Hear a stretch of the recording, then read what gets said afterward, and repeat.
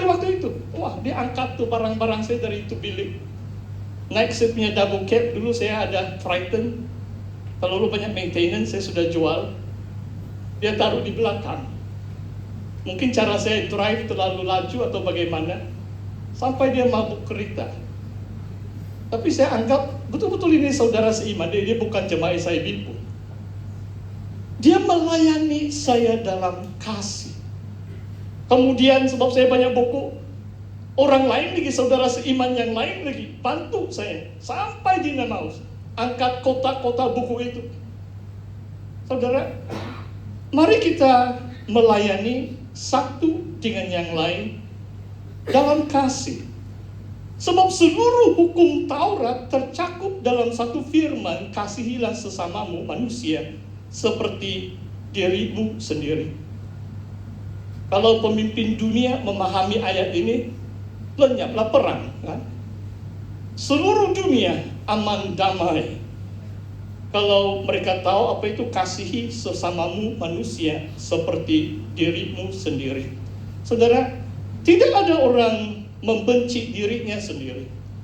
Kita jaga kesehatan kita jaga penampilan, kita jaga kesejahteraan, kita jaga keuangan kita dan sebagainya. Dan firman Tuhan katakan, love your neighbor as yourself. Maksudnya kita juga mengharapkan yang sama terhadap jiran tetangga kita atau saudara kita. Itu maksudnya kasih. Kasihilah sesamamu manusia seperti dirimu sendiri. Tapi mungkin di jemaah Galatia, itulah Paulus memberi peringatan karena di sana ada saling menggigit, saling menelan, saling membinasakan. Ayat 16 saudara, hiduplah oleh roh, maka kamu tidak akan menuruti keinginan daging. Live by the Spirit. Saudara, bila kita lahir kembali, roh kita menjadi hidup. Yohanes 3 ayat 3 mengatakan yang lahir dari roh adalah roh.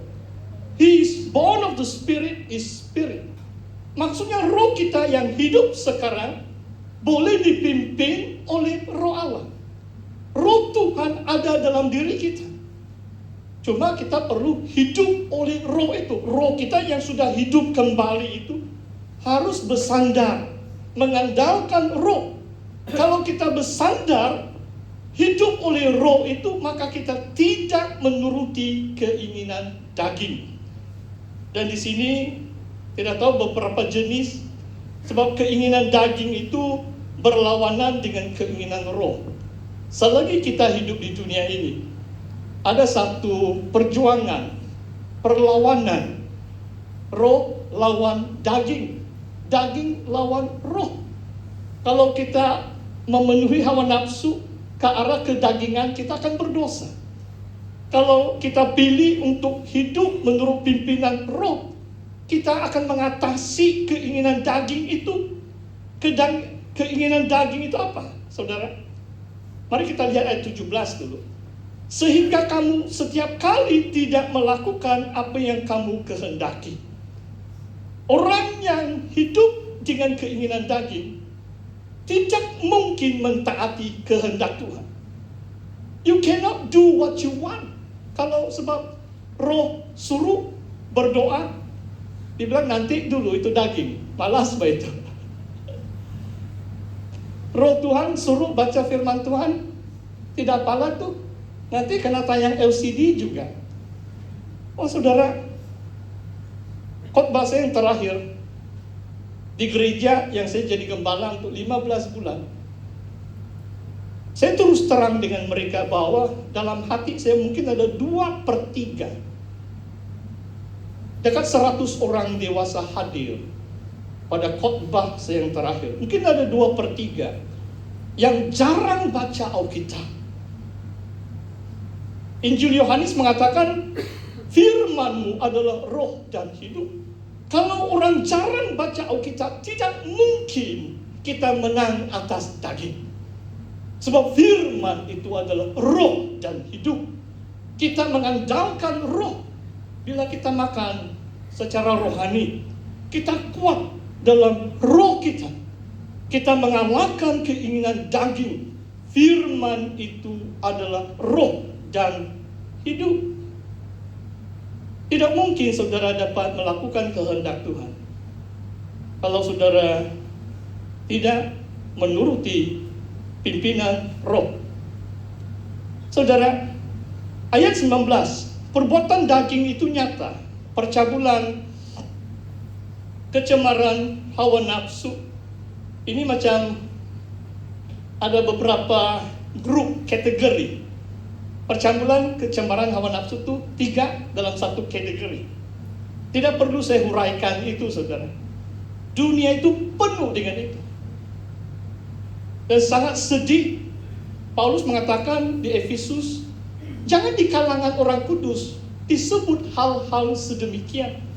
Jangan berlaku percabulan atau perzinaan di kalangan orang-orang yang percaya.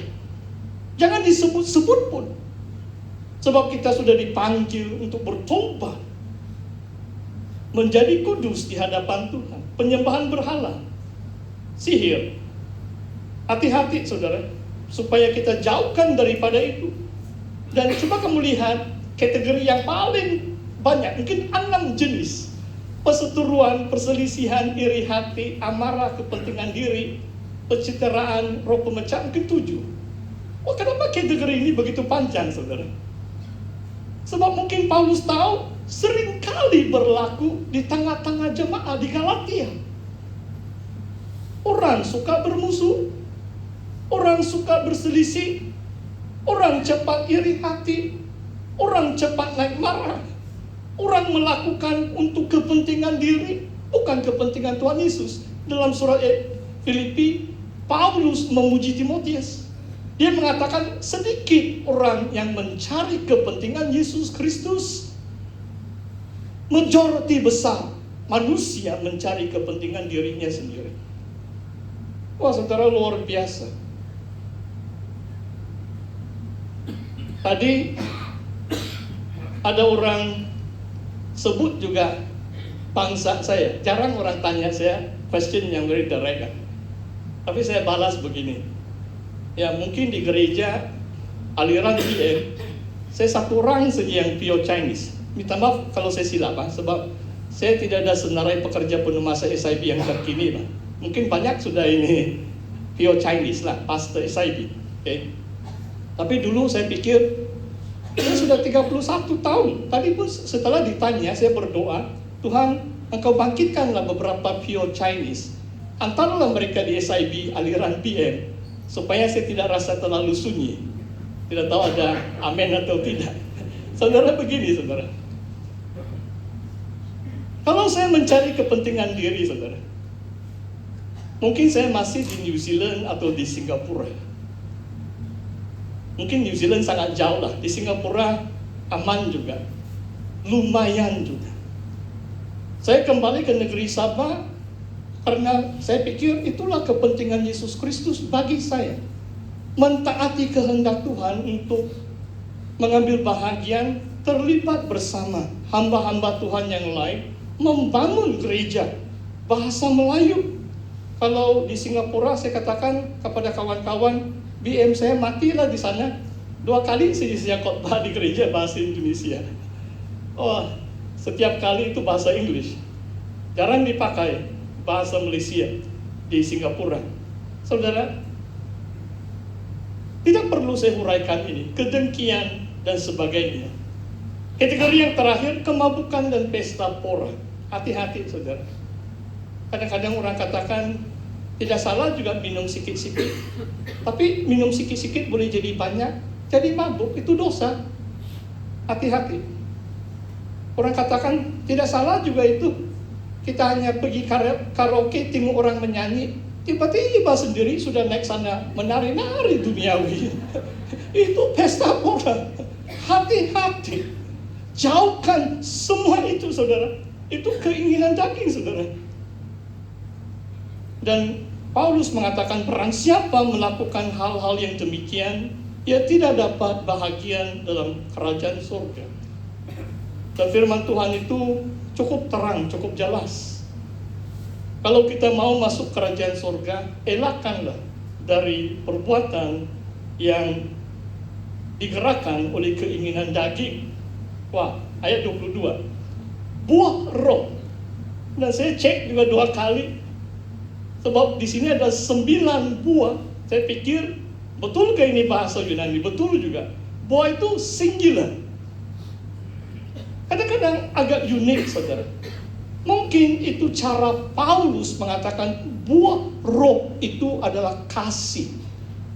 Love is the foremost, is the primary fruit.